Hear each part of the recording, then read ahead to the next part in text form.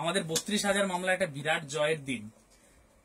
এই এতদিন ধরে মামলার যে প্রসিডিং দেখলেন, সেটা দিয়ে কি আপনি আশাবাদী ছিলেন আজকের দিনে এই জাজমেন্ট আসার আগে পর্যন্ত? হ্যাঁ, আমি যবে জাজমেন্ট রিজার্ভ হয়েছে তবে থেকেই আশাবাদী ছিলাম যে তোমরা জিতবে।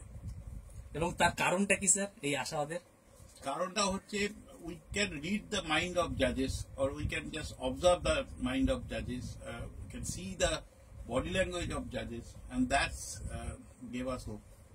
আচ্ছা স্যার, আমাদের এই মামলার যে মেন টার্নিং পয়েন্ট ছিল সেটা ছিল আপনার সেই দিনের সাবমিশন, এবং তারপর থেকে আমরা দেখেছি জজ সাহেবের মাইন্ডসেটটা ঘুরেছে। আজকেও যে জাজমেন্ট এসছে সেই জাজমেন্টে এই কথাটা উনি বলেছেন যে অলরেডি সেগ্রিগেটেড এই পোর্শনটা। তো সেই জায়গায় দাঁড়িয়ে কি যেটা হলো সেটা আমাদের জন্য তো পজিটিভই হলো। আপনি কি এই সেই দিনের পর থেকে কি এটা এক্সপেক্ট করেছিলেন যে এটা জাজমেন্ট পজিটিভ আসতে চলেছে? এটা তো অ্যাজ এ লয়ার হিসেবে আমার একটা মানে এটা আমারই সবসময় আমার মনে হয়েছে যে না, আমি জাজকে কনভিন্স করতে পেরেছি, অ্যাটলিস্ট তার নেগেটিভ মাইন্ডসেট আপটাকে দূর করতে পেরেছি।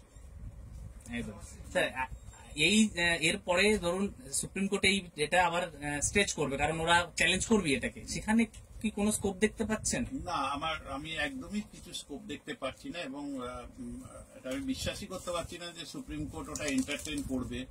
হ্যাঁ, আর দ্বিতীয় কথা হচ্ছে তোমরা আগের বারে সুপ্রিম কোর্ট থেকে জিতে এসছো, সেটা তোমাদের অ্যাডভান্টেজ বেশি দেবে। এবং এই যে জাজেরা যে জাজমেন্ট দিয়েছে তারা পুরো পয়েন্ট, সব পয়েন্ট কভার করেছে, এবং সুপ্রিম কোর্ট যখন প্রথম এসএলপি এন্টারটেইন করবে তখন ওরা পুরোটাই পড়ে আসবে। পড়ে আসার পর আমার মনে হয় না তারা এটা এন্টারটেইন করবে। এইটা কি যে মেন পয়েন্ট গুলো ছিল তার মধ্যে একটা পয়েন্ট এটাও ছিল যে আমাদের এত বছরের সার্ভিস হয়েছে, সেই সার্ভিসটাকে আর যাতে ডিস্টেবিলাইজ না করা হয়। শুধু আপনার কি শুধুমাত্র কি হিউম্যানিটেরিয়ান গ্রাউন্ড বেসিসে এটা হলো নাকি সেটা? না, শুধুমাত্র হিউম্যানিটেরিয়ান গ্রাউন্ড নয়।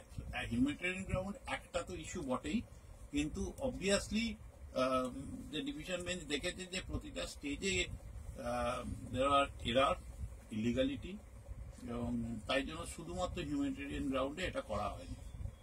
এরপরে আমাদের যে লড়াই থাকবে সেটা সুপ্রিম কোর্টেই হয়তো লড়াই থাকবে, সেখানে আপনি আশাবাদী যে আমরা এই লড়াই সেখানেও জিততে চাই? একদম 100%।